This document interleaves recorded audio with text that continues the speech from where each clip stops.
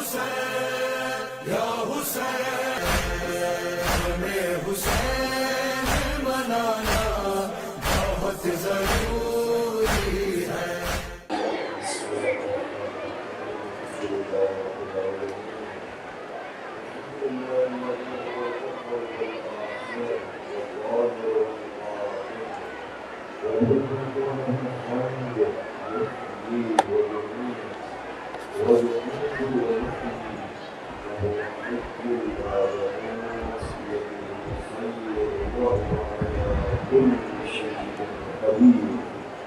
والصلاة والسلام على النبي الأمي الراشد الهاشمي المكي المتمكن القدر المؤيد والرسول المسدد المصطفى الأمجد المحمود الأحمد حبيبي سيدنا مولانا أبو القاسم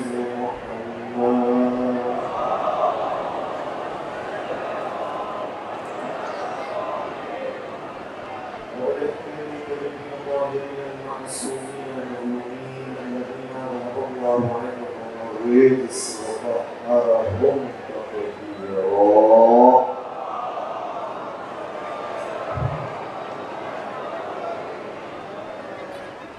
والحمد لله على أعدائهم أجمعين. أما بعد فقد قال الله تبارك وتعالى في محكم كتابه المجيد وفرقانه الحميد: بسم الله الرحمن الرحيم. كنتم خير أمة أخرجت للناس تأمرون بالمعروف وتنهون عن المنكر وتؤمنون بالله. رب محمد وآله.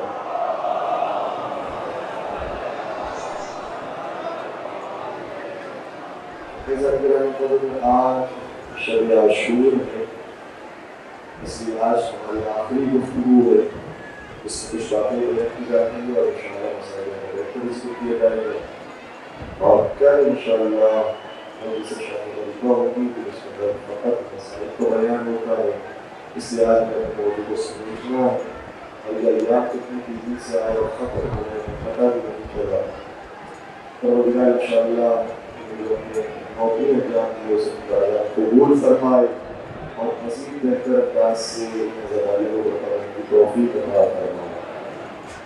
اور جناب اپنے خاص کو افراد کی کام میں کسی بھی اخلاص میں اس مجلس کے دیگر مدارس میں حصہ ڈالا ہے اور خدار کو اپنا بھی نظر بیت کی اور ان کی رزق کے معاملے اور معاملے میں اضافہ کرنا.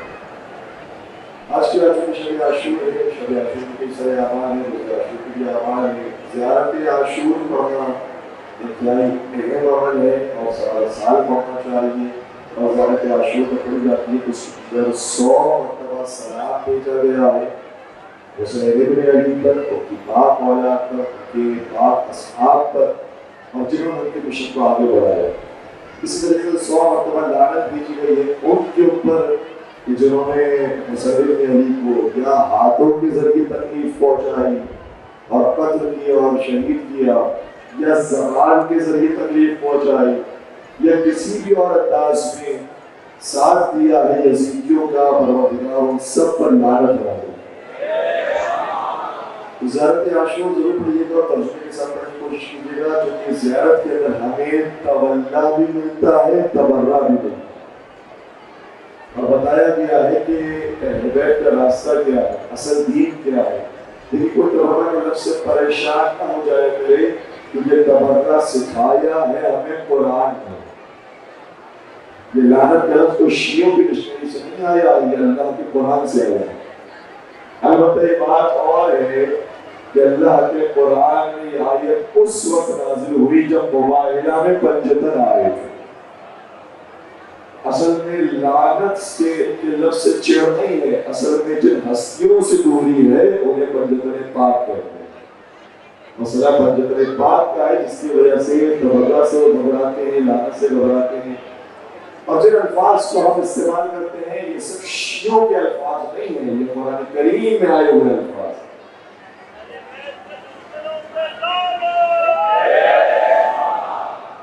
اسی طریقے سے بہت Father saying,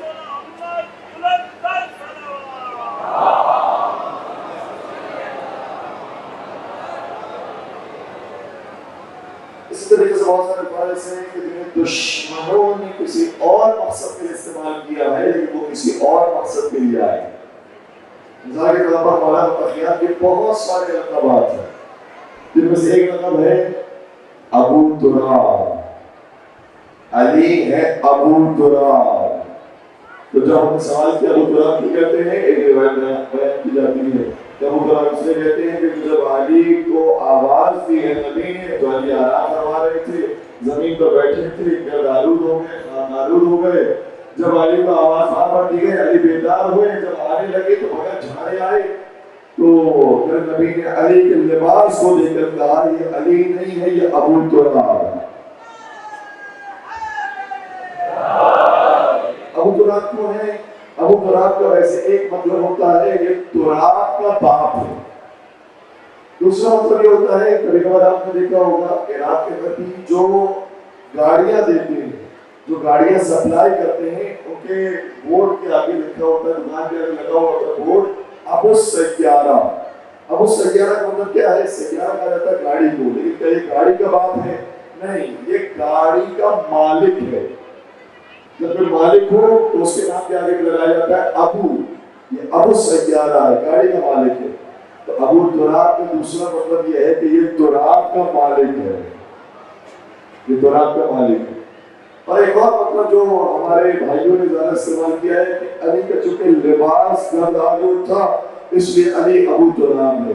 अली खाकी लिबास वाले हैं इसलिए नबी ने फरमाया अली अबू तुराब है। लेकिन मेरे सामने ये तो सुनिएगा, कुरान करीम ने एक आयत नाज़िल की हज़रत इब्राहीम अलैहिस्सलाम के बारे में। इरशाद हुआ इन्ना मसल ईसा इंदल्लाहि कमसल आदम खलक़हू मिन तुराब। ईसा अलैहिस्सलाम की मिसाल आदम अलैहिस्सलाम की तरह है। जैसे ईसा बिन बाप के थे, आदम तो बिन बाप के भी थे, बिन माँ के भी थे। वो तो माँ के बगैर किया है, बाप के बगैर किया है। फिर वो कहाँ से आए? आदम का आगाज किस चीज से हुआ? आदम की इब्तिदा क्या थी? किस चीज से आदम आए और आदम से बनी आदम आए? खुदा ने कुरान करीम में कहा मिन तुराब, आदम तुराब से आए।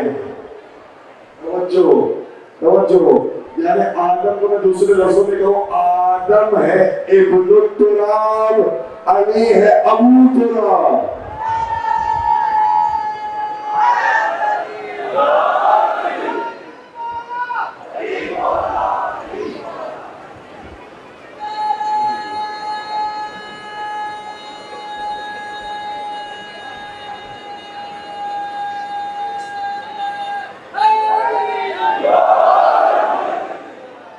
हम सब है आदम से, आदम है तुराब से, और तुराब के बाप को कहा जाता है अबू तुराब। अब आखिर मौजूद है कुरान करीम का आखिरी सिपारा अम्मा यतसाअलून, उसका पहला सूरा सूरह नबा अम्मा यतसाअलून, उस पहले सूरे की आखिरी आयत यक़ूलुल काफ़िरु या लैतनी कुन्तु तुराबा। क़यामत का मैदान होगा, महशर लगा होगा, जब इंसान देखेगा कि जन्नत में जाने वाले जन्नत में जा रहे हैं, जहन्नम में जाने वाले जहन्नम में जा रहे हैं, तो कुरान कहता है महशर के माहौल को बयान करके कि काफिर जन्नतियों को देखकर कहेगा काश अब भी तुराब होते। लफ्ज़ से मालूम है कुरान करीम में काश अब भी तुराब होते। इसका तर्जुमा क्या है? बाद में इसका तर्जुमा ये किया कि काफिर उस दिन इतना अफसोस करेगा, इतनी हसरत में होगा, कहेगा काश खुदा तूने मुझे इंसान न बनाया होता, मुझे तुराब ही रहने दिया होता। तुराब यानी खाक, मुझे खाक रहने दिया होता, काश इंसान ही ना होता, और इंसान ना होता तो मैं जहन्नम में न जाता। ठीक है, एक मतलब ये। दूसरे मुतरज्जिमीन ने दूसरे मुफस्सिरीन है मेरे साथ साथ दूसरा तर्जुमा बयान किया। कहा यहाँ पर तुराब का मतलब खाक नहीं है, बल्कि है खाक सारी। जिनको जहन्नम में भेजा जाएगा ये वो लोग होंगे जो मुतकब्बिर होंगे, जो मगरूर होंगे। और जब ये देखेंगे कि जो मुनकसरुल मिजाज लोग थे, سادہ لوگ تھے جو خاکسار تھے، ان کو جنت میں بھیجا جا رہا ہے تو کہیں گے کاش ہم بھی تراب ہوتے، کاش ہم بھی خاکساری کے ساتھ زندگی گزارا جائے۔ ٹھیک ہے، ایک ترجمہ خوشی، ایک تیسرا ترجمہ بھی ہے میرے ساتھ ساتھ۔ تیسرا ترجمہ یہ ہے کہ جو کہنے والا ہے وہ یقول الکافر، ایک کافر کہے گا۔ وہ ایک کافر کون ہے؟ کیا بعض لوگوں نے کہ وہ کافر اصل میں شیطان ہے۔ شیطان چونکہ آگ سے بنا ہے، وہ کہے گا کہ آگ سے بنایا گیا تو اس لیے میں تو جہنم میں جا رہا ہوں، لیکن یہ جو خاک سے بنائے گئے تھے یہ جنت میں جا رہے ہیں، تو کہے گا کہ کاش میں بھی تراب ہوتا تو میں بھی جنت میں چلا جاتا۔ یہ دیکھ لیجیے کہ کتنے سارے ترجمہ آ رہے ہیں۔ اب علی سے بھاگنے کے لیے آپ جو بھی ترجمہ لے لیجیے، ہم تو اس سے ترجمہ لیں گے کہ جو وارث قرآن ہے، جو صاحب قرآن ہے۔ صرف ایک مقام پر نہیں، دو مقامات پر برادران اہل سنت کی کتابوں کے اندر رسول خدا نے ارشاد فرمایا، اور ہماری کتاب کے اندر رسول خدا کی حدیث حضرت امام جعفر صادق علیہ السلام کے ذریعے پہنچی۔ فرمایا وہ کافر جو یہ کہیں گے کہ کاش ہم بھی تراب ہوتے، یہ کن کو دیکھ کر کہیں گے؟ یہ شیعہ علی بن ابی طالب۔ جب کافر یہ دیکھیں گے جو جنت میں جا رہا ہے وہ ابو تراب کا ماننے والا ہے، تو کہیں گے کاش ہم بھی آج ترابی ہوتے تو ہم بھی جنت میں چلے جاتے۔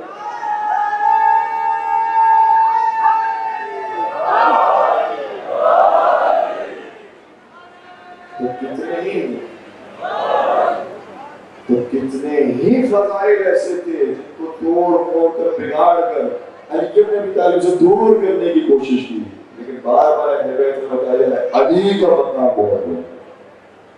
اور اہل بیت میں بھی ہم یہ سمجھتے ہیں کہ شاید چھڑے سرکار کا بیان کیا ہوگا، امام رضا نے بیان کیا ہوگا، نہیں عزیزو، خود امام حسن اور امام حسین اپنے بابا کا ذکر کیسے کرتے ہیں؟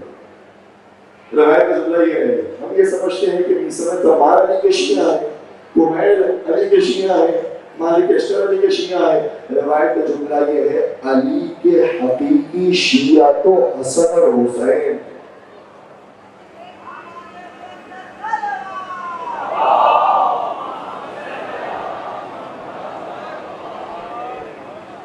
جب حسن و حسین شیعہ ہیں تو ان کا امام کس منزل پر ہے؟ اسی لیے ایک روایت ایسی ہے جو آگے سنائی جاتی ہے، ہمارے حسن و حسین کا ذکر کیا جائے چہروں کو مسکراہٹ آ جاتی ہے، ہر ایک خوش ہو جاتا ہے، نوازوں کا ذکر ہو رہا ہے، حسن و حسین کا ذکر ہو رہا ہے، جہاں علی کا ذکر آیا ہے چہروں کا رنگ بڑھنا شروع ہو گیا۔ سنے تو صحیح نبی نے کیا فرمایا ہے؟ یہ روایت ہمارے یہاں پڑھی جاتی ہے لیکن آدھی روایت پڑھی جاتی ہے۔ صحیح ترمذی کے اندر بھی پوری روایت موجود ہے، سنن ابن ماجہ کے اندر بھی پوری روایت موجود ہے، اور ہماری کتابوں کے اندر بھی موجود ہے۔ نبی نے شاہ فرمایا تھا الحسن والحسین سیدا شباب اہل الجنہ، یہ دونوں میرے شہزادے ہوئے ہیں جو جنتی نہیں ہیں، جنتیوں کے سردار ہیں۔ اب اس سے بڑا مقام کیا ہوگا؟ وہ جنت کے سردار بن جائے، اس سے بڑا مقام کیا ہوگا؟ جب حسن و حسین کا مقام یہ ہے تو سوال یہ علی کا مقام کیا ہے؟ علی کے درجے پر ہے کہ حسن و حسین کی جنت کے اندر ایک جنتی کی حیثیت ہے علی ابن ابی طالب کی، یا وہ بھی جنت کے سردار ہے؟ علی کی حیثیت کیا ہے؟ خود ان کتابوں کے اندر نبی کی حدیث کا جملہ مکمل ہوتا ہے۔ نبی نے فرمایا الحسن والحسین سیدا شباب اہل الجنہ وابوہما خیر منہما، حسن و حسین تو جنت کے سردار ہیں لیکن جو حسن و حسین کے بابا جان ہیں وہ ان دونوں سے بھی افضل ہے۔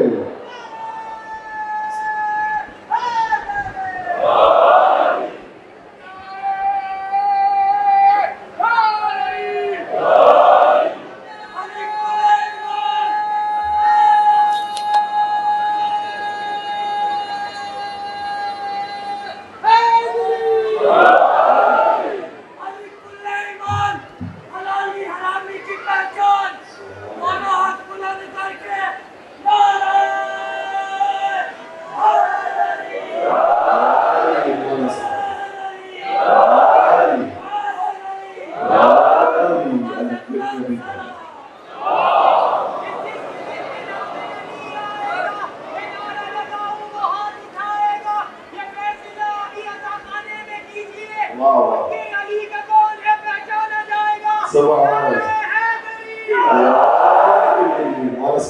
مولا آباد رکھے. شب عاشور ہے. بہت سے لوگ ایسے ہیں کہ جو سننے آئے ہیں کہ مجلسوں میں کیا پڑھتے ہیں. بات سنتے جائیے. حسین کو سمجھنا ہے تو پہلے علی کو سمجھنا ہے. حسین کو ماننا ہے پہلے علی کو ماننا ہوگا. علی کے لال کو حسین کہتے ہیں, علی کی جان کو حسین کہتے ہیں. ایک مرتبہ ایک شخص امام حسن مشتبہ کی خدمت میں آیا. کون ہے؟ یہ بہت بڑا صحابی ہے, حجر ابن عدی کا نام ہے, کوئی معمولی انسان نہیں ہے. حجر ابن عدی کی معرفت کا کیا کہنا, اپنی جان قربان کر دی علی کے نام پر. لیکن جب علی ابن ابی طالب چلے گئے, امیر المومنین چلے گئے, اور کے بعد امام حسن مشتبہ آئے.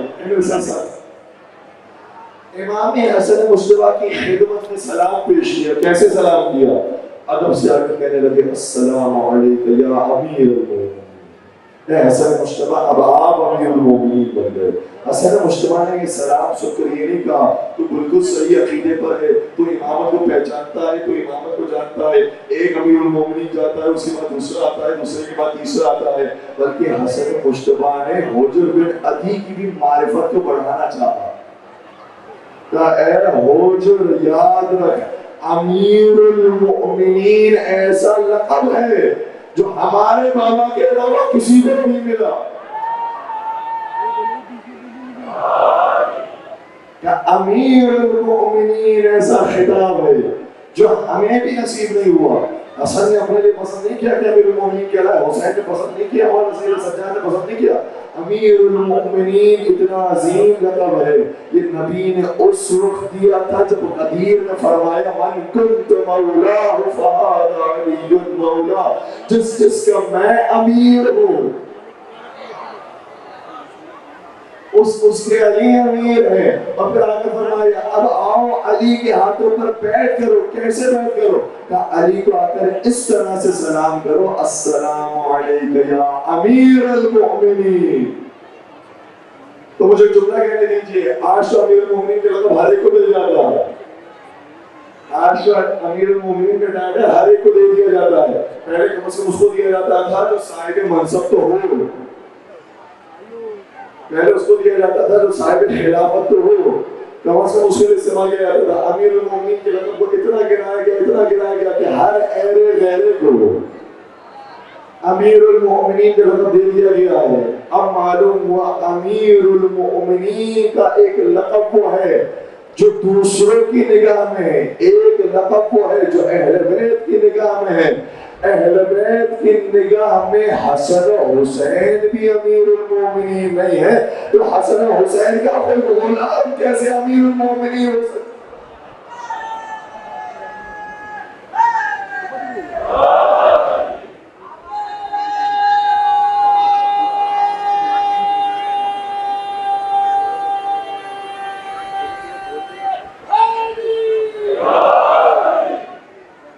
ابن ابی طالب کے مخصوص القابات ہیں. تبدیل کرنے کی کوشش کی رہی ہے ابو تراب کے لقب کو, امیر المؤمنین کے لقب کو, بلکہ مولا کے جو چاہنے والے شیعہ ہیں ان کو بھی کہنے لگے یہ رافضی. رافضی کا مطلب کیا ہے؟ یعنی انہوں نے چھوڑ دیا. کہنے کا مقصد یہ تھا کہ دین اسلام کو چھوڑ دیا ہے. نہیں, ہم نے اسلام کو نہیں چھوڑا, کسی اور کو چھوڑا. صحیح ہے, ہم رافضی ہیں, ہم بھی چھوڑنے والے ہیں, ہم بھی ترک کرنے والے ہیں, ہم سے دور ہو جانے والے ہیں, ہم سے بیزار ہو جانے والے ہیں. اور یہ تو امام شافعی نے بتایا ہے. رافضی کا مطلب کیا ہوتا ہے؟ کہنے لگے کہ جب وہ اہل بیت کے فضائل پڑھتے تھے, اہل بیت کا ذکر کرتے تھے, ان کو بھی کہنا شروع کر دیا اب یہ بھی رافضی ہو گئے, اب یہ بھی رافضی ہو گئے. ایک مطلب منبر پر آیا اور امام شافعی کہنے لگے ان کان رفضا حب آل محمد, اگر آل محمد کی محبت اور ان کا ذکر انسان کو رافضی بنا دیتا ہے فَلْيَشْهَدِ الثَّقَلَانِ أَنِّي رَافِضٌ, تو جنہوں نے اس گواہ بن جائے مجھ سے بڑا تو رافضی نہیں ہے. سب سے بڑا رافضی امام شافعی فخر کیا ہے اس میں. لافظی کہا جائے لیکن آل محمد کا ذکر چھوڑ محمد و آل محمد کا بیان کرنا ہر ایک کے اوپر واجب ہے، کوئی کسی مسلک سے ہو کسی مکتب سے ہو، اہل بیت سے جوڑ گیا ہے، کیونکہ نبی نے دو چیزیں چھوڑی تھی، ایک اللہ کی کتاب، دوسری میرے اہل بیت اور میری عزت، رسول کے اہل بیت سے جڑ جانا ہمیں اسلام ہے۔ اب آگے ایک ایسی روایت شاید اگر ہمارے پیش نظر کو لوگ کہیں گے کہ تو اپنی مرضی سے کوئی بنا کے لے کر آتے، ہماری کتابوں کے اندر محفوظ ہیں، جو پاک سلسلہ ہے سمجھتے اس کے محفوظ ہیں، میں حالت کی کتابوں کے روایت پیش کر رہا ہوں۔ مناقب خوارزمی میں یہ روایت موجود، جناب المقدم شیخ سلیمان اندوزی حنفی نقشبندی، حنفی نقشبندی نے یہ اپنی کتاب لکھی، فرائض السنتین میں امام جوینی نے لکھی۔ امام جوینی کو تمہاری طرح تو کوئی عام انسان نہیں ہے، ان کو اس زمانے کے لوگ امام کہتے تھے۔ اب امام کا بھی ایسے ہی ہے، امام کس کو وقت بنایا جاتا نبی میں، وہ امام جو ہمارے نزدیک امام ہے وہ اور ہے، جو بھائیوں کے نزدیک امام ہے وہ اور ہے۔ بھائیوں کے نزدیک امام کون ہے؟ امام وہ ہے جس نے حدیث پر کام کیا وہ امام بخاری بن گیا، جس نے فقہ پر کام کیا وہ امام ابو حنیفہ بن گئے، جس نے تاریخ میں کام کیا وہ امام طبری بن گئے، جنہوں نے رجال میں کام کیا وہ امام جوینی بن گئے۔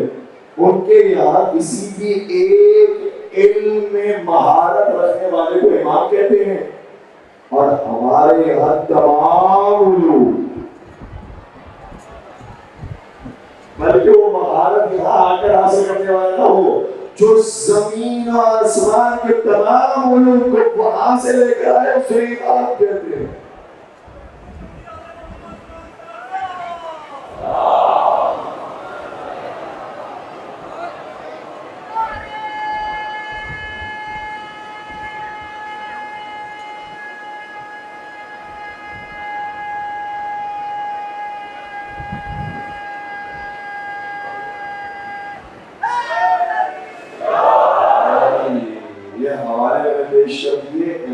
جوینی جیسا ماہر حدیث اس نے بھی اپنی کتاب میں یہ روایت لکھی ہے، روایت بڑی ہوتی ہے۔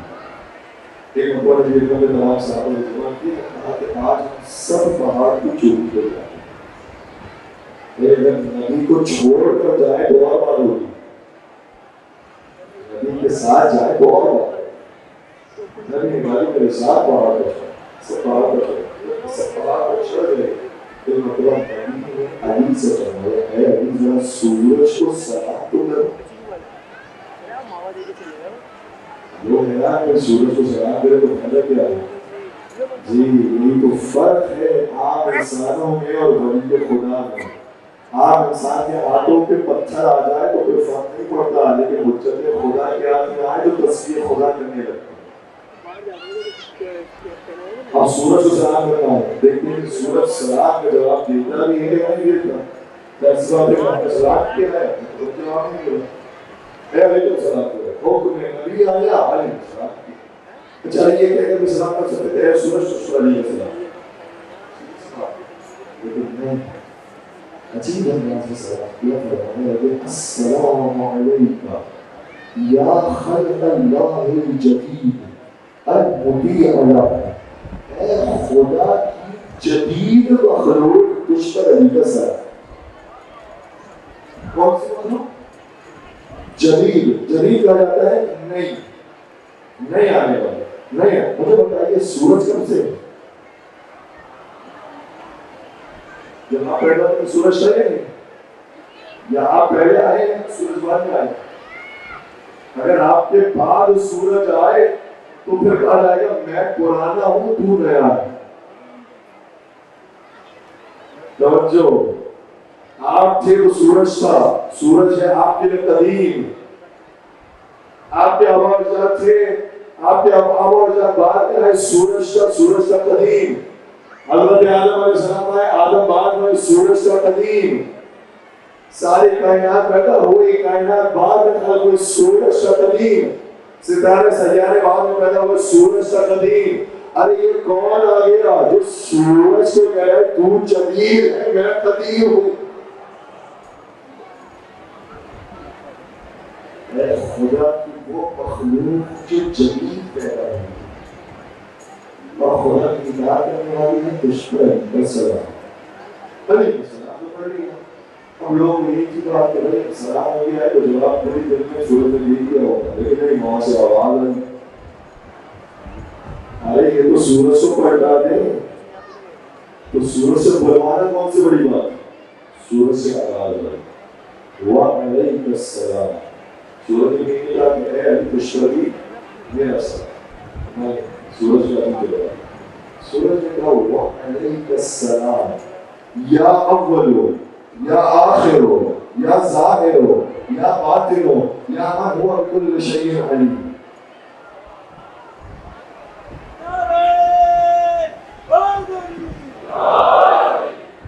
آپ تو نعرے لگا رہے ہیں آپ تو خوش ہو رہے ہیں لیکن جب یہ آواز صحابہ کرام نے سنی سب بے ہوش ہو گئے.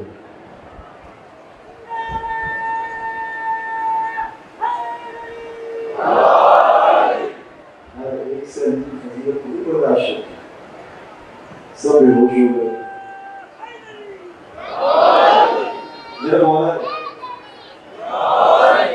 میرے مولانا نے نبی اکرم نے میں نے وہیں پر چھوڑا حضرت بشیر جی آئے عبادت میں مصروف ہو گئے. تھوڑی دیر کے بعد آہستہ آہستہ میں ہوش آیا تو ہر ایک کو اٹھا کر سب پہنچے مسجد کے اندر اور میں نے کہ ہم نے تو یہ سنا ہے ہم نے تو یہ سنا ہے ہم نے تو یہ سنا ہے ہم نے صحیح سنا ہے ہمیں یقین نہیں آتا اپنے کانوں کی بات. سورج اس طرح سے جواب دے سب کے سوائے رسول صادق کی خدمت میں یا رسول اللہ آپ بتائیے ہمارے کانوں نے یہ سنا ہے کیا صحیح سنا ہے؟ رسول نے فرمایا میں گواہی دیتا ہوں تم سب نے صحیح سنا. سبحان اللہ ہے ایک مسئلہ اور ہو گیا علی اول کیسے ہیں علی آخر کیسے ہیں علی ظاہر کیسے ہیں علی باطن کیسے ہیں علی ساری چیزوں کو جاننے والے کیسے ہیں. اور یہ بہت نازک مرحلہ ہے. وہ لوگ جو ابھی ہمارے ساتھ موجود ہیں وہ سن کے جائیے گا یہ مطلب چھوڑ کے نہیں جائیے گا. دیکھیے گا قرآن کریم میں غلطی آیتیں موجود ہیں قرآن کریم میں بعین یہی الفاظ کس کے استعمال ہوئے ہیں اللہ تبارک و تعالی. قرآن کریم میں جب اللہ کا ذکر آتا ہے اور شان بیان ہوتی ہے تو لفظ آیا ہے اللہ وہ ہے جو اول بھی ہے جو آخر بھی ہے جو ظاہر بھی ہے جو باطن بھی ہے. ہم نے سنا ہے کہ علی بھی اول ہے علی بھی آخر ہے علی بھی ظاہر ہے علی بھی باطن ہے لیکن ہمیں یہی تو معلوم کرنا ہے کہ اللہ میں اور علی میں فرق کیا ہے. بعض لوگ جو سمجھے بغیر چلے جاتے ہیں اور بات پوری نہیں لے جاتے مسئلہ وہاں پر کھڑا ہوتا ہے. علی اول بھی آخر بھی ہے یہی تو مسئلہ ہے. بعض لوگ علی کے فضائل کو برداشت نہ کرنے کی وجہ سے قرآن بھی ختم کرتے ہیں تو یہ کہتے ہیں صدق اللہ العظیم علی کا نام بھی نہیں لیتے جبکہ یہاں پر علی کا نام علی کے لیے نہیں علی اعلیٰ کے لیے آیا ہے.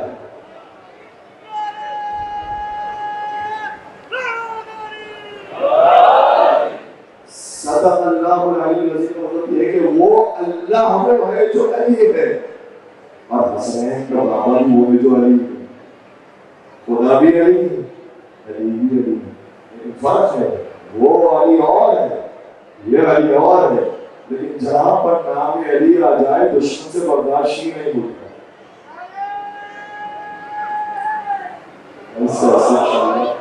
نام علی آ جائے برداشت نہیں ہوتا. جیسے نام علی آیا اللہ کو بھی علی ماننے سے انکار کر دیا جبکہ قرآن کے اندر بھی آیا ہے آیت الکرسی کے اندر موجود ہے وَهُوَ الْعَلِيُّ الْعَظِيمُ وہ خدا وہ ہے جو علی بھی ہے عظیم بھی ہے. علی العظیم لیکن صدق اللہ پڑھتے ہیں تو بہت آتی ہے علی کے نام روان سے جاری نہیں ہوتا. اب سنیے گا ہم نے کبھی بھی جو اللہ کو علی مانا ہے اور جو اپنے ایمان کو علی مانا ہے وہ ایک نہیں مانا. وہ جو علی کو اللہ مانے وہ ہم میں سے نہیں ہے. ہم نے علی کو وسیع مصطفیٰ مانا، علی کے مرتضی مانا، ولی خدا مانا، اور جو یہ بھی نہ مانے وہ بھی ہم میں سے نہیں ہے۔ اب سوال یہ پیدا ہوتا ہے علی بھی اول، وہ بھی اول، علی بھی آخر، وہ بھی آخر، علی بھی ظاہر، وہ بھی ظاہر، علی بھی ظاہر، وہ بھی ظاہر، فرق کیا ہے؟ میرے نبی نے فرق بیان کیا، فرمایا علی اول اس لیے ہے کیونکہ تم میں سے کوئی بھی نہیں تھا، صرف علی تھے، میں نماز پڑھا رہا تھا، علی نماز پڑھ رہے تھے۔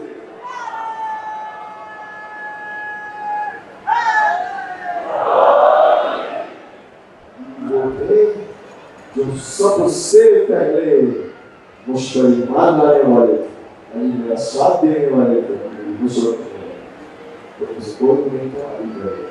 سوال یہ ہے کہ علی پہلے تو اس کے بعد پھر مشرق اسلام آیا، بہت سارے لوگوں نے قبول کیا، تو پھر علی آخر کیوں؟ آخر میں تو بہت ہو گئے، آخر تو سب کو ہونا چاہیے، پھر علی آخر کیوں ہے؟ افسوس کا مقام تو یہ بھی ہے، نبی نے فرمایا اور علی تو اکیلا ہوگا، سب مجھے چھوڑ کر چلے جائیں گے تو مجھے غسل دے گا، تو مجھے کفن پہنائے گا، تو مجھے صبح میں لہت کرے گا، تو میری نماز پڑھے گا۔ علی اول بھی، علی آخر۔ علی ظاہر کیسے ہے؟ اے علی، خدا نے مجھے جتنا علم دیا ہے وہ تیری زبان سے ظاہر ہوگا۔ رسول خدا کے بھی کلمات موجود ہیں، رسول خدا کی حدیثیں موجود ہیں، لیکن آپ کو رسول کی حدیث سننے کے بعد اتنا تعجب نہیں ہوگا جتنا نہج البلاغہ کو پڑھنے کے بعد ہوگا۔ کوئی نہج البلاغہ کو پڑھنے کے بعد یہ خیال نہ کرے کہ جب علی کا کلام ایسا ہے تو کہیں علی نبی سے افضل تو نہیں ہو گئے، نہیں، میرے پاس جتنا علم تھا وہ تیری زبان سے ظاہر ہوگا۔ اگر نہج البلاغہ کے علاوہ علی کے کلام کے علاوہ کسی اور کا کلام اس فائدہ کا ہوگا تو وہ کہتا ہے کہ نبی کو چھوڑو مجھے مان لو۔ علی کے قریب بھی لوگ آتے تھے تو علی کہتے تھے نہیں، خبردار، مجھے نہ نبی کہنا نہ خدا کہنا، میں رسول خدا کا وصی ہوں۔ آپ کو یقین نہیں ہے مولانا مفتی حضرت علی بن ابی طالب صاحب السلام نے جو بلاغہ میں شرح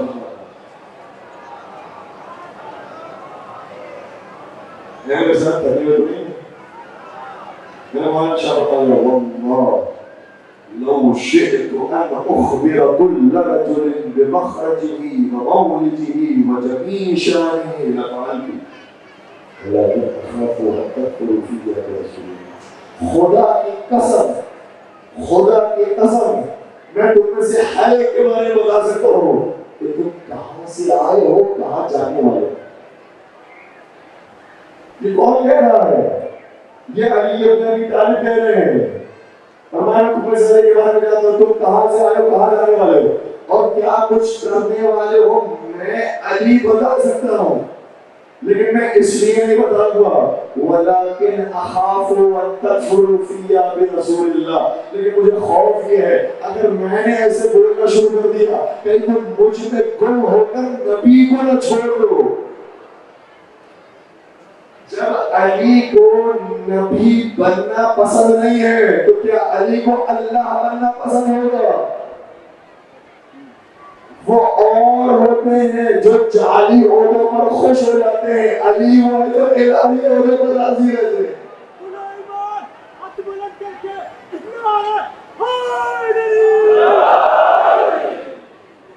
اسی لیے کسی کا خوب کہا تھا نبی خود صاحب دستار کر دے، خدا خود رہبر مختار کر دے، نبی خود صاحب دستار کر دے، خلافت کے لیے بھلا وہ کیا لڑے، خدا بننے سے جو انکار کر دے۔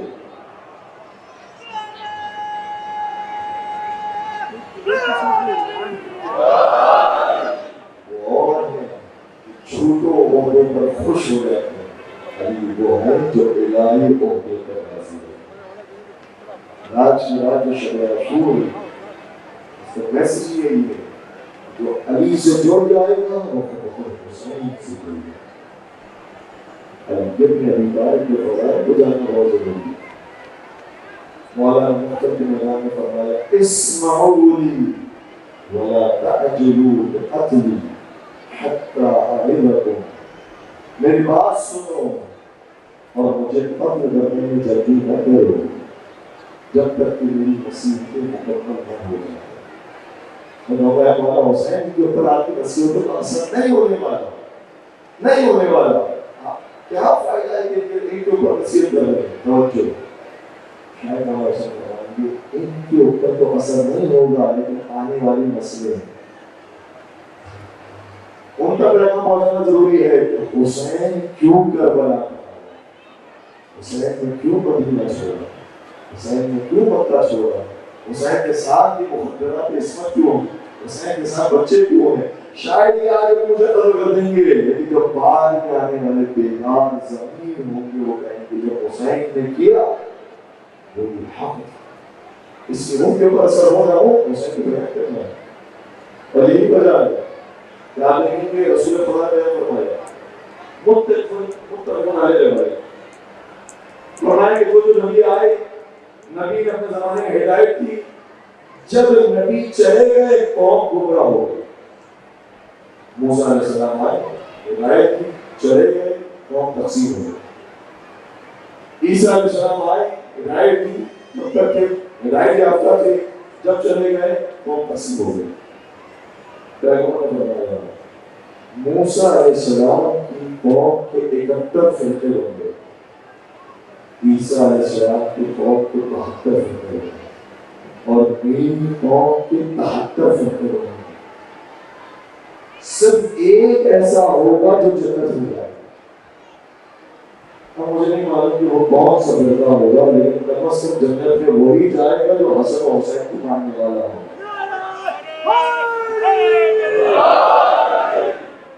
کیسے بتایا جائے کہ جو رسول کے نام لے ہے، رسول کے نام ہے، اتنے فرقوں میں سے کون سا ایسا ہے جو صحیح دین پر یہ بتانے کے لیے حسین کا رہا ہے. ورنہ دین کے ورجنس بن گئے تھے، اتنی ہسٹری ہو گئی تھی، دین کے بارے میں اتنے مختلف مسائل بن گئے تھے.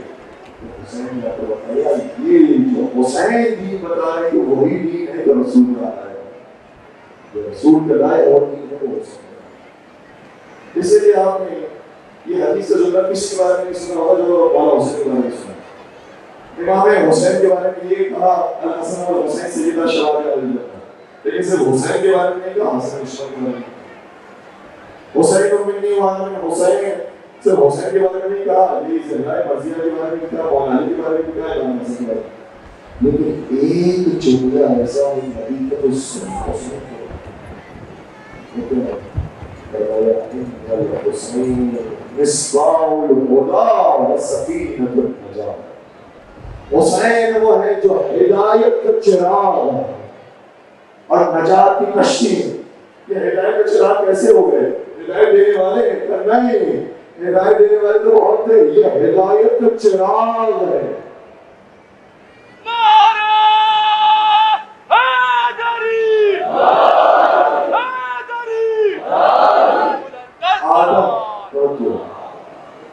آدم علیہ السلام آئے، انہوں نے ہدایت دی. آدم علیہ السلام آئے، ہدایت دی. ان کو کہا گیا کہ وہ آدم مصباح الہدی، اسی روایت ہے، اسی حدیث میں موجود ہے کہ ان کو کہا گیا وہ مصباح الہدی. آدم علیہ السلام ہادی ہیں، مصباح الہدی.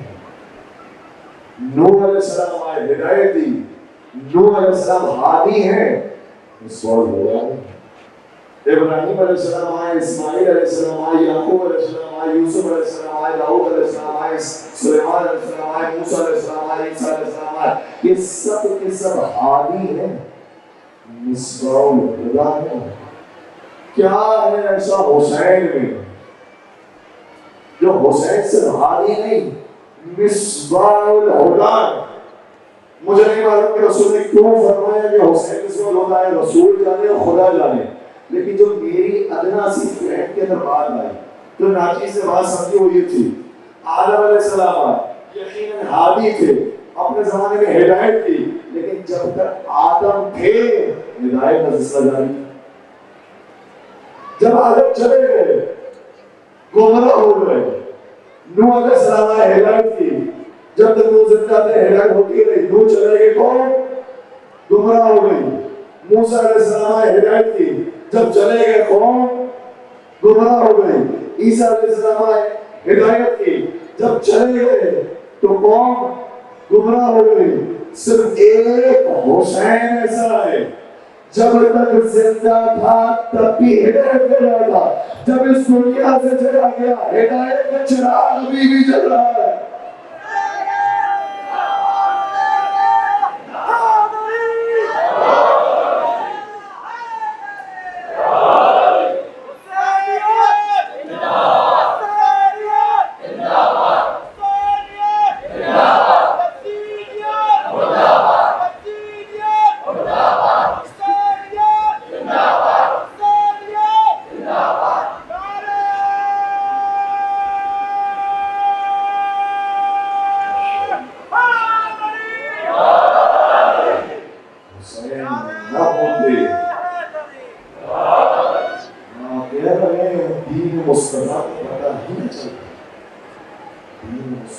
اتنا بگاڑ امت میں پیدا کرتے ہیں تو لوگ حج کرنا بھول گئے. حج کے فرائض مناسب اور اصلی سجاد نے آہستہ آہستہ بنانے لگے. لوگ نماز نہیں پڑھتے تھے, لوگ نماز پڑھتے تھے تو ایسے نماز پڑھنے والے کہ آ کر فجر کی 2 کے بجائے 4 پڑھا دی. اس حالت میں شراب کے نشے میں آ کر نماز پڑھانے والے, بلکہ نماز کی امامت کبھی کنیز سے کروا دی. اب مشورے سے مسلمانوں کی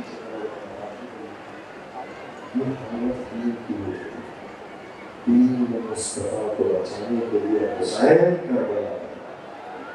حسین نہ ہوتے ہم کا سلیم میں جب ایران کے اندر تھا, دنیا جہاں سے وہاں پر علماء آتے ہیں, طلاب آتے ہیں. ایک میں نے مجموعہ ایسا پڑھا جس میں مختلف ملکوں سے آنے والے طلاب اور علماء نے اپنے اپنے ملک کے اندر, اپنے شہر کے اندر جیسے آزاداری امام حسین کی ہوتی ہے اس کو ذکر کیا. ہمارے ملک کے اندر ایسی آزاداری ہوتی ہے, ہمارے ملک میں ایسے ہی ماتم ہوتا ہے, ایسے انسی ہوتی ہے, ایسے حسین نبی کو یاد کیا جاتا ہے. تو ایک افریقی طالب علم نے اپنے ملک کے بارے میں لکھا. کہتے ہیں ہمارے یہاں برسوں سے ایک رسم تھی, جب 10 محرم کی تاریخ آتی تھی ہم سب اپنے گھروں کو چھوڑ کر وہاں جاتے تھے, اور 10 محرم کے دن ہم فیسٹیول مناتے, جشن. کہتے ہیں ہم سب بھائی آ جاتے تھے, گھر کو چھوڑ کر جنگل میں چلے جاتے تھے. پورا شہر پورا گاؤں بھائی آ جاتا تھا, جنگل میں چلے جاتا تھا. اور جب جنگل میں جاتے تھے تو ایسے جاتے تھے کہ جیسے کسی کا شکار کرنا ہے, اس کے گھر سے ہتھیار لے کر نکلتے, جو جس کے پاس ایک چھری ہے, کانٹا ہے, جو بھی چیزیں اس کے پاس ہے جس کو استعمال کر سکتا ہے وہ لے کر. پھر اس کے بعد ہوتا یہ تھا کہ ہم حلقہ باندھتے, جتنے بڑے بڑے مشہور لوگ ہیں اس شخصیات میں حلقہ باندھے تھی, درمیان میں جانور رکھتے تھے, اور صبح سے لے کر عصر تک اس جانور کو تیر مارتے, چھریاں مارتے, تلواریں مارتے تھے, جس سے بازو ہوتا تھا. اور جب عصر کا وقت آتا تھا تو وہ جو لہو لہب جانور تھا اس کو پھر بڑا اپنے قبیلے کا سردار سر کاٹ کے سردر سے جدا کر کے نیزے ڈوبا, اور سب اس فیسٹیول کے اندر جشن مناتے تھے, تالیاں پیٹتے, کہنے لگاتے تھے. ایک ایسا جشن کا سما ہو گیا. لیکن اسی لیے زیارت عاشور میں ذکر یہ ہے وَهَذَا يَوْمٌ تَبَرَّكَتْ بِهِ بَنُو أُمَيَّةَ وَبْنُ عَاقِلَةِ الْأَخْبَارِ. یہ عاشور کا دن بنی امیہ اور حمزہ علیہ السلام کا کلیجہ چھپانے والی کی اولادوں نے جشن کے طور پر منایا. بنی امیہ کے لیے خوشی کری تھی. بنی امیہ کی حکومت جہاں جہاں تک پھیلی ہوئی تھی وہاں اعلان کر دیا گیا عاشور کے دن سیلیبریشن کیا ہے, عاشور کے دن روزہ رکھا, عاشور کے دن خوشی منایا. کہاں کہاں تک اس کے اثرات افریقی تعلیم ہوئے. کہتے ہیں پھر یہ کام ہوتا تھا اور سب خوشی مناتے تھے، ہنستے کھیلتے تالیاں بجاتے ہوئے اور خوشی مناتے ہوئے اپنے اپنے گھروں میں واپس آتے۔ لیکن جب سے آہستہ آہستہ حسین کی معرفت آنا شروع ہوئی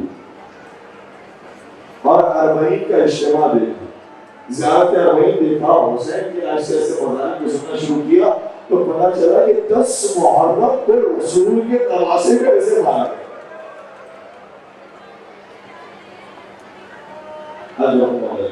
نائجیریا کے اندر ابراہیم زرزاکی نے بڑا کام کیا اور اس کام بدلوں میں بڑی تکلیفیں پہنچائی گئی ہیں۔ ابراہیم زرزاکی افریقی نژاد سیاہ فام ہے، لیکن سیاہ فام ہونے کے باوجود جب دل میں حسین آ گیا تو ابراہیم زرزاکی نے اپنے 3 بیٹے رائے حسین میں قربان کر دیے۔ 3 بیٹے شہید ہو گئے، وہ بات اور کسی مطلب وہ زندان بند کیے گئے، زندان میں اتنا زبردست کیا کہ اتنا مارا گیا کہ ایک آنکھ کی بینائی چلی گئی۔ ان کی اہلیہ کو بھی مارا گیا، ان کی اہلیہ کو بہت سمجھایا گیا۔ شیخ زرزاکی فلج کا بھی شکار ہو، جیسے جیسے افریقہ کے اندر اویئرنیس پیدا ہونا شروع ہوئی، حیران ہو گئے جو ہم جشن مناتے ہیں وہ جشن منانے کے لیے نہیں ہے، وہ تو رسول کے حال پر رونے کے لیے۔ تو اب وہ اپنی تاریخ میں لکھتا ہے، کہتا ہے کہ اب بھی ہمارے گاؤں کے لوگ عاشور کے دن گھر سے نکلتے تو ہیں لیکن کالا لباس پہن کے نکلتے ہیں، روتے روتے نکلتے ہیں، افسردہ چہرے کے ساتھ نکلتے ہیں، اور پھر وہی منظر کشی ہوتی ہے۔ لیکن جب منظر کشی ہو رہی ہوتی ہے، ہر ایک اپنے آپ کو پیٹتا، رسول کے بیٹے کو ایسے مارا گیا۔ آج اسی انداز کے ساتھ جشن کے بجائے مجلس حسین ہوئی۔ اے حسین تیری ہدایت کا چراغ کیسے چل رہا؟ آج بھی تیری شہادت کتنے صدیوں بعد ہوئی، لوگ رائے حق کی طرف آ رہے اور پہچان رہے کہ رائے حق کہاں پر ہے۔ اس لیے کسی نے خوب کہا تھا کہ ہم نے کب کہا کہ ہماری ہے کربلا، ہم نے کب کہا کہ ہماری ہے کربلا، حق بات تم کہو تو تمہاری ہے کربلا۔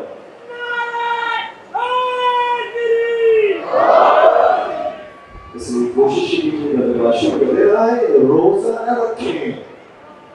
روزہ رکھنا سارا سال اسلام ہوتا ہے، عاشور کی روزہ رکھنا مکروہ ہے۔ کیوں؟ اس سے روزے کی جو بنیاد ڈالی تھی بنی امیہ نے خوشی کے لیے بنیاد ڈالی تھی۔ آج خوشی ہونا چاہیے، ہر جگہ پر سنانا چاہیے، ایسے سجاؤ کہ جیسے دلہن کا استعمال کیا جا رہا ہے۔ ہمارے نواز رسول کا سر کاٹ کے رکھے گا، تم خوشی منا رہے ہو۔ اور اگر کوئی بھائی کہے کہ بھائی روزہ رکھنا بھی تو ایمان کا حصہ ہے، تو نہیں عبادت ہے، اس مسئلے میں کیا حرج ہے، تو یاد رکھیے اسے وہی جواب دیجیے گا۔ رمضان میں نماز پڑھنا بھی بہت اچھی بات ہے، لیکن کسی نے کہا تھا نعم البدعۃ ھذہ، یہ کتنی اچھی بدعت ہے۔ تو جو بدعت ہو وہ ہمارے نزدیک اچھی نہیں ہوتی۔ روزے کی بدعت کس نے قائم کی؟ اور جب اس بدعت کی بنیاد رکھ دی گئی تو ہمارے اہل بیت نے بیان کیا تمہیں روزہ نہیں رکھنا، کیونکہ تمہارا شمار خوشی منانے والوں میں نہیں ہے، غم منانے والوں۔ غم مناؤ، مولا غم کیسے منائے؟ روزہ نہ رکھو، تم فاقہ صبح سے لے کر عصر عاشور تک یوم پر پیاز برداشت کرو اور اس کے بعد فاقہ شکنی کر دیا۔ اگر کوئی کہے نہیں یہ بھی تو ایک عبادت ہے، روزہ تو عبادت ہے، فاقہ کون سی عبادت ہے، تو میں آپ کی شکل میں عبادت کروں گا۔ دیکھیے گا کہ مسجد بنانا یہ بھی عبادت ہے۔ رسول خدا نے کتنی تعریف بیان کی، جو مسجد کی بناتا ہے، وہاں پر چندہ دیتا ہے، وہاں پر تعمیر و توسیع کا کام کرتا ہے، وہ گویا اللہ کے گھر کو بناتا ہے۔ اس کا مقام مرتبہ کتنا بلند ہے، لیکن نہیں عزیزو، ایک مسجد ایسی تھی، حضور جب جنگ تبوک سے واپس آئے پتہ چلا وہ مسجد بنائی گئی ہے، حضور نے اپنی مبارک زبان سے فرمایا اس مسجد کو ڈھا دو۔ اور مسجد کو گرا لو. یا رسول اللہ مسجد بنائی, آپ تو مسجد کے فیور میں تھے, آپ نے خود مدینے آنے سب سے پہلے مسجد بنائی تھی, پھر آخر وجہ کیا تو اس کو گرا دے. نبی کا جواب سنیے, نبی نے فرمایا مسجد تو اچھی ہے چیز, لیکن مسجد کی بنیاد بندیتیں کے ساتھ ہے. یہ منافق تھے جنہوں نے مسجد بنائی. منافق اگر مسجد بھی بنائے تو ان کے عمل کو نہ دیکھو, ان کی نیتوں کو دیکھو. اگر ابھی بھی بات سمجھ نہیں آئی تو مولانا تحیہ کو فرمانے اپنے کو پیش کرو. بعض لوگ ایسے ہیں جو اچھی چیز کا سہارا لیتے ہیں اپنے مقصد کے لیے. اسی لیے میرے مولانا نے جب قرآن کو نیزوں پر دیکھا, نہیں فرمایا قرآن کا احترام کرو, قرآن کا احترام اپنے مقام پر, لیکن جانتے تھے کہ قرآن کا سہارا لے کر اصل میں قرآن ہی کو ختم کرنا چاہتے ہیں, قرآن کی تفسیر ہی کو ختم کرنا چاہتے ہیں. مولانا فرمایا وہاں قرآن ہے, یہاں ناطق قرآن ہے.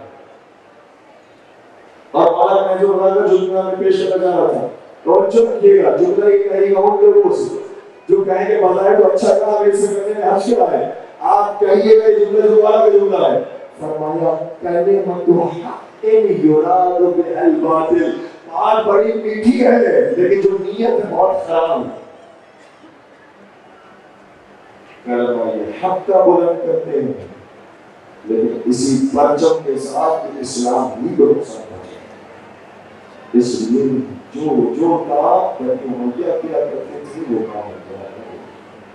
بنی امیہ نے روزہ رکھا ہے, بنی امیہ نے خوشیاں منائی ہے, تو روزہ رکھو, تمہارے دل میں خوشی کا ماحول ہے. بس آج کی رات شب عاشور حسین علی کی آخری قربانی کیا ہوگی, تو کیا پتا چلتا کہ رسول کیسے, کیا پتا چلتا کہ قرآن کی تفسیر ہے. حسین نے بتایا ہے میرے نانا کیسے. حسین علی کی قربانی, ان کی صبر, ان کی عبادت, ان کی صلاح مجھ سے بتایا ہے کہ خود ان کے نانا رسول خدا کیسے. شب عاشور آج کی رات بڑی سخت رات ہے. مگر آج کی رات ماؤں کے پاس ان کے بچے موجود ہیں. آج کی رات بہنوں کے پاس بھائی موجود ہیں. آج کے پاس چچا موجود ہیں. آج کی رات مولانا موجود ہے. آج کی رات مرد موجود ہے. مولانا حسین شب عاشور اپنے ہر صحابی کے لیے جنت میں مقام ملنے والا ہے, وہ دکھا دیا. اور ہر ایک کی تمنا یہ ہے کہ جلدی ہم اس مقام کی طرف جائیں, جلدی جنت کی طرف جائیں.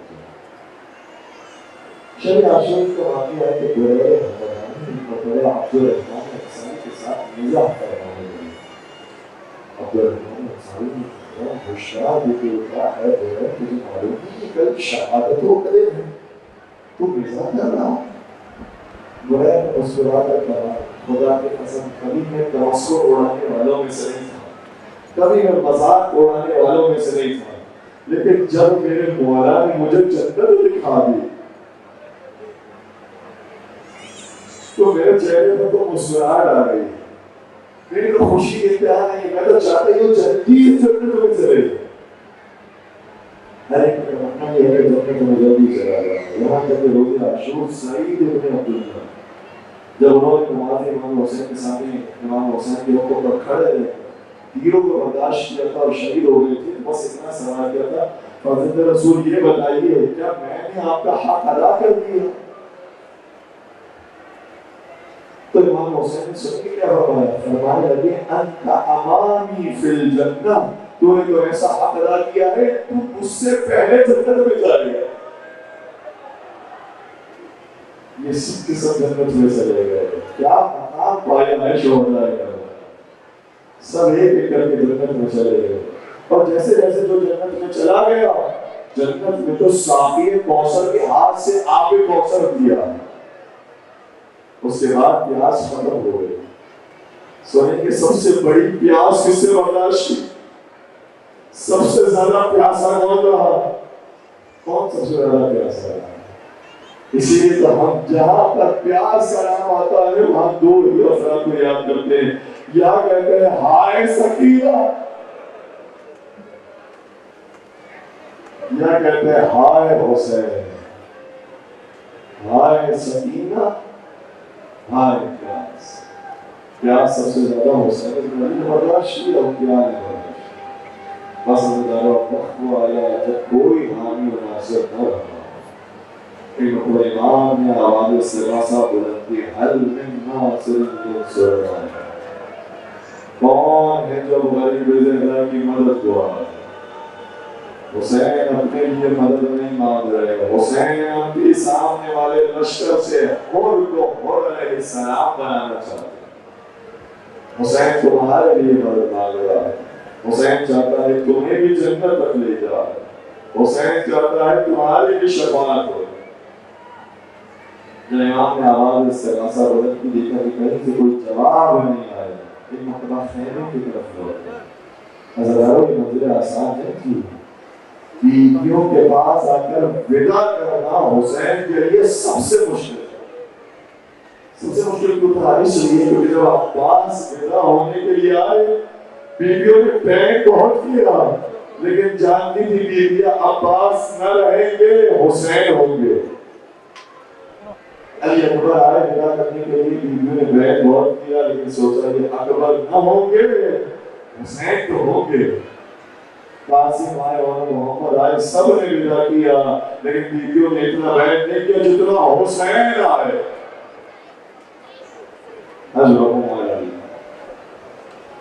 ایک مرتبہ والا حسین پہنچے، ایکچولی مرشد رفیع کہتے ہیں اپنے وسیع نامے کے اندر، جب مجھے غسل کفن دے دو تو میرے جنازے کو بی بی معصومہ قوم کے حرم میں لے جانا، اور جنازے کو رکھ دینا، امامے کو کھول دینا، ایک سرے کو میرے تابوت سے باندھنا، میرے جنازے سے باندھنا، دوسرے سرے کو بی بی کی زری سے باندھنا، اور بی بی کی زری سے باندھنے کے بعد یہ نہیں کہا کہ اکبر کی مصیبت پڑھنا، عباس کی مصیبت پڑھنا، اور محمد کی مصیبت پڑھنا، قاسم کی مصیبت پڑھنا، حسین کی شہادت پڑھنا، نہیں کہا کہ صرف حسین کی رخصت پڑھ لینا۔ اب جب مولا حسین رخصت لینے کے لیے آئے، ساری بیویاں جاتی ہے، اگر حسین چلے گئے تو پھر کوئی اور مدد نہیں ہے، اب کوئی اور سہارا نہیں۔ ایک مرتبہ مولا حسین خیمے میں آئے، فرمانے لگے یا زینب، یا ام کلثوم، یا رباح و یا سکینہ و یا فاطمہ، علیکن من السلام، اے بیویوں تم سب پر حسین کا سلام۔ وہ کاروان جو 28 رجب کو مدینہ سے بڑی شان سے نکلا، اب وہ کاروان لٹ گیا، ساری بیویاں جمع ہو گئی، آقا آپ ہمیں پناہ چھوڑ کے کہاں جا رہے؟ ہر بیوی آگے سوال کرتی ہے، مولا ہمیں پناہ چھوڑ کے نہ جائیے، آقا ذرا ایسے آقا ہمیں چھوڑ کر نہ جائیے، لیکن زینب کبریٰ جانتی ہے جو وعدہ رب سے کیا ہے وہ نبھانا ہے۔ زینب کبریٰ نے کیا انداز اختیار کیا، فرمانے لگی بھیا چاہیے لیکن محمد یا آخی ذرا ایسے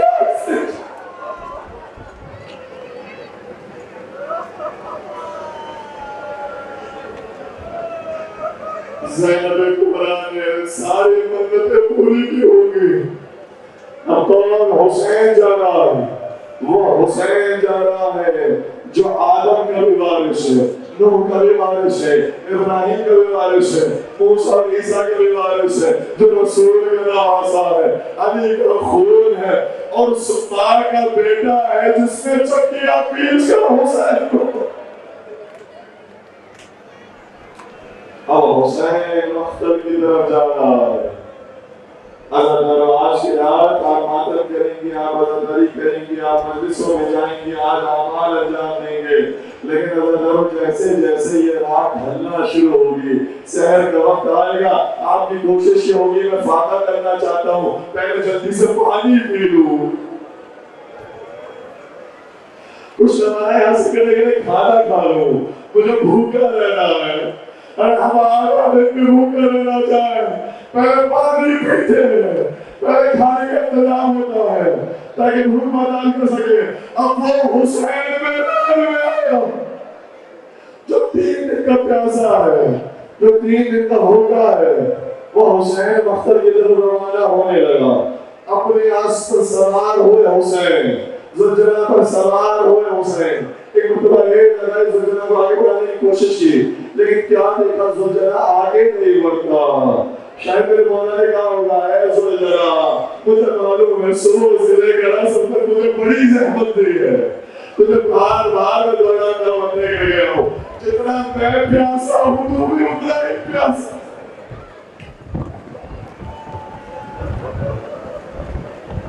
مجھے معلوم ہے تجھے بڑی تکلیف دی ہے، لیکن حسین تجھے آخری تکلیف دینے آئے، اس کے بعد مجھے تو کوئی تکلیف نہیں دے گا۔ کیونکہ شاید میرے مولا نے فرمایا ہوگا، یہ تکلیف بھی میں پوری تکلیف نہیں دوں گا، صرف تجھے حسین کو لے جانا ہے، واپس نہیں لانا۔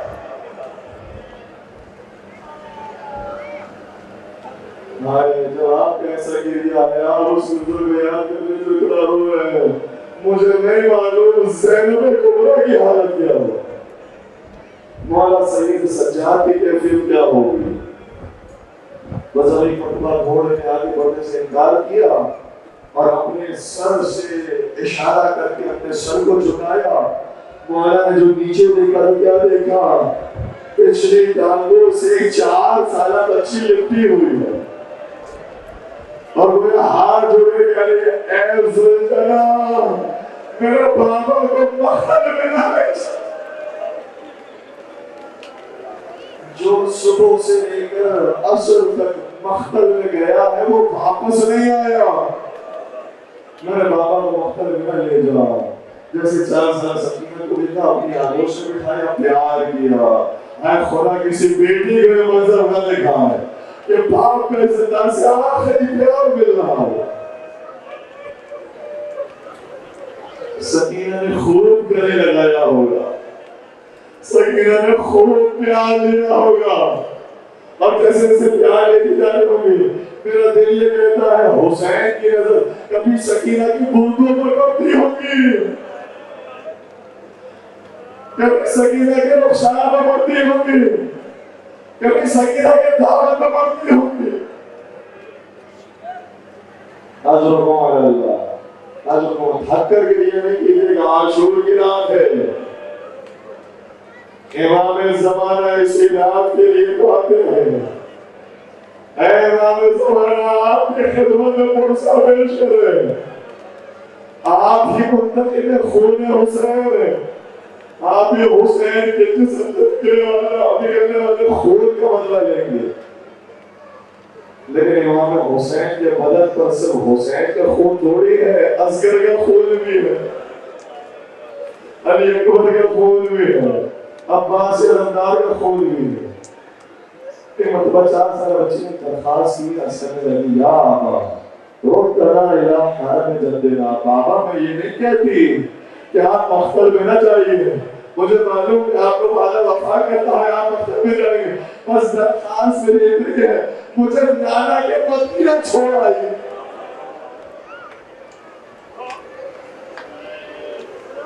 کہ نانا کے مدینہ میں کوئی ہمارا ساتھ تو نہ دیتا تھا، لیکن کم از کم یہ وحشی مدینہ میں تو نظر نہیں آتے تھے، مدینہ میں کوئی تلوار تو ہمارے پر لے کے نہیں آیا، کوئی تیر پر لے کے تو نہیں آیا، ان سے مجھے ڈر لگتا۔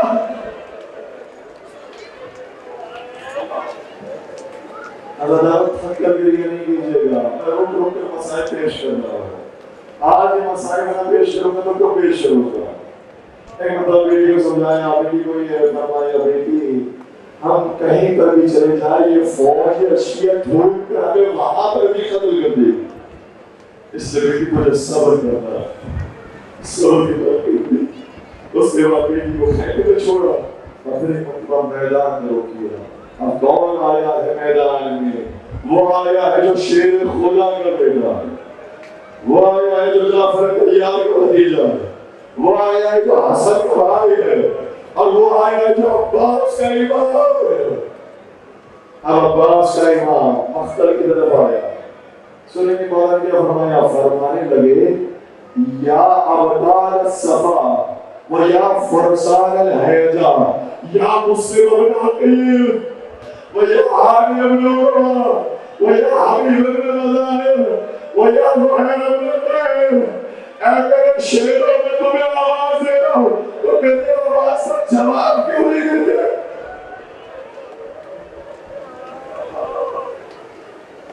فَمَالِي عُنَادِيكُمْ فَلَا تُجِيبُنِي، میں تمہیں پکار کر تھک گیا مگر تم حسین کو لبیک نہیں کرتے۔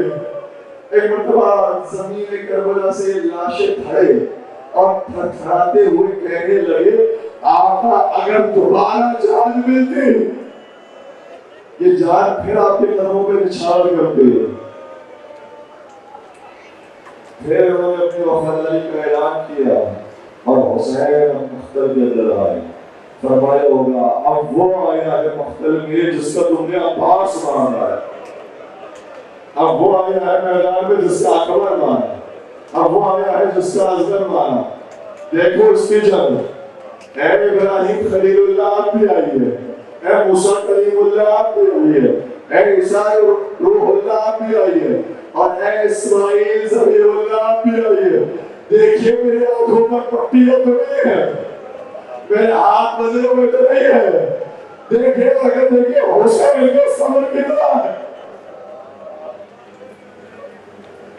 ادا کرو وہ حسین آیا ہے مختل میں جو 3 دن کا پیاسا ہے، وہ آیا ہے جس سے بھائی کو مار دیا، جس سے بیٹوں کو مار دیا، وہ حسین آیا ہے، اور وہ حسین آیا ہے جس نے صبح سے لے کر عصر تک 72 لاشیں اٹھائے۔ کبھی خدا نہ کرے گھر کوئی میت ہو جائے، جب میت ہو جاتی ہے تو آپ کو اپنے سارے رشتہ دار ملتے ہیں، ایک دوسرے سے تعزیت پیش کرتے ہیں، اور تعزیت پیش کرنے کے بعد کہتے ہیں کوئی ہمارے لائق کام ہو تو بتائیے۔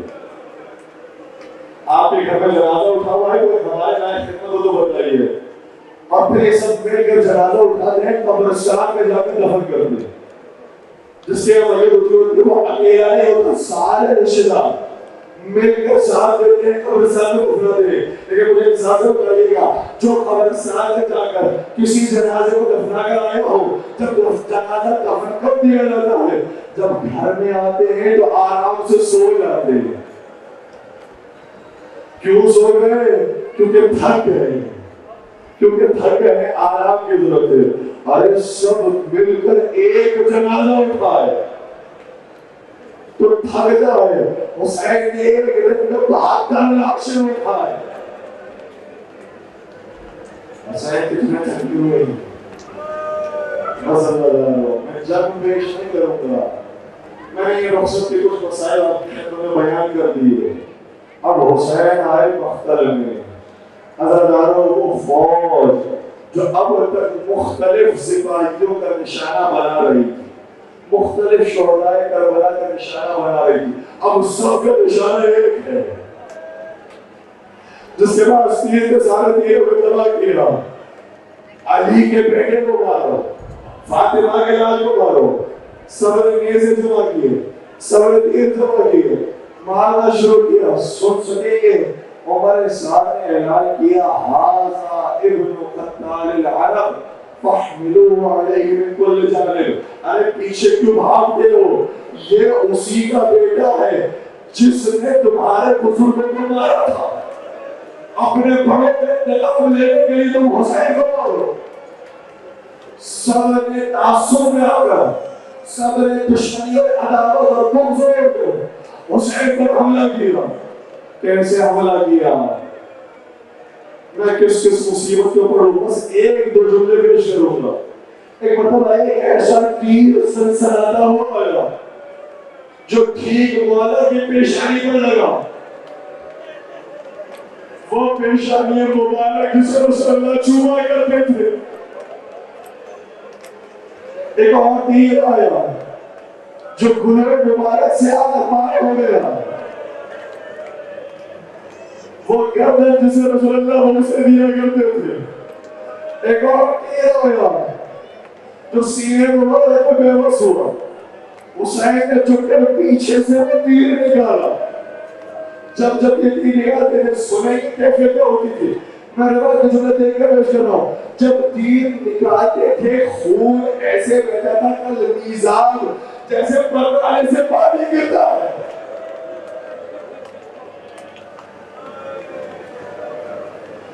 جب آپ کی یہ کیفیت اس منظر کو سوچ کے ماں کی کیفیت کیا ہو. ابھی کچھ ہی دیر کے اندر علم برآمد ہوگا تو تابوت پیچھے پیچھے ہوگا, آگے آگے علم فاطمہ زہرا ہوگا. یہ بیوی اپنے بیٹے کے مسائل کو کیسے دیکھ رہی ہوگی, بیٹے کی جنگ کیسے دیکھ رہی ہوگی. ان مرتبہ حسین کی جنگ جاری رہی یہاں تک کہ آواز بلند ہوئی, یا ایتھا النفس المطمئنہ, اے نفس مطمئنہ پلٹا, اپنے رب کی طرف پلٹا. اس حالت میں تو اپنے رب سے راضی ہو, تیرا رب تجھ سے راضی ہو.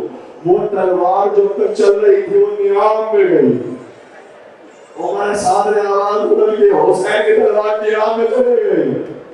اور اس کے بعد جو ہے مارو, میں نہیں بولتا ہوں کہ تاریخ میں کیا لکھا ہے, لیکن آپ کا امام باقری فرماتے ہیں. سنو کہ میرے حسین کو کیسے مارا. حسین کے گواہ تھے باقر. امام باقر فرماتے ہیں لقد قتلوه قتلة نهى رسول الله ان يقتل بها الكلاب. ہمارے جب حسین کو ایسے مارا جیسے رسول نے کسی جانور کو مارنے سے بھی منع کیا.